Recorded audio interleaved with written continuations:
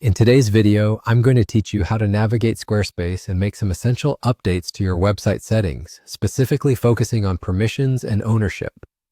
Whether you're new to Squarespace or just looking to refine your administrative control, this guide will help you through the steps seamlessly. First, start by opening your preferred web browser and heading over to the Squarespace website by typing in the URL or simply searching for it using a search engine like Google. Once you're on the Squarespace homepage, you'll need to log into your account if you haven't already. Make sure you have your login credentials handy, and remember that maintaining strong, secure passwords is vital for protecting your digital presence. Once logged in, look towards the menu on the left-hand side of your dashboard.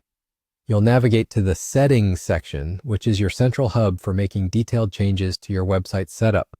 Take a moment to browse through these options if you're unfamiliar, as understanding the scope of what's adjustable in your settings can be beneficial for efficient management of your site.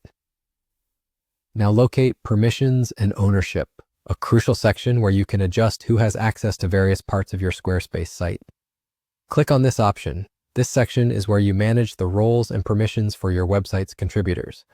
Whether you're working with a team or allowing guest authors, having precise control over who can do what on your website enhances security and ensures operations flow smoothly.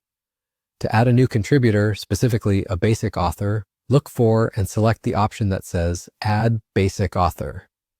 This role allows individuals to contribute to your blog or other content-focused areas without accessing broader administrative powers, making it a practical choice for guest writers or interns. After clicking the Add button, you'll then have the opportunity to enhance their profile by adding an author image, a display name, and other personal details such as a profile link and a brief bio. These elements not only make your authors more relatable to your readers, but also contribute to the overall professionalism and credibility of your website. Once you've successfully added and refined your author details, you can go ahead and review any other necessary settings changes.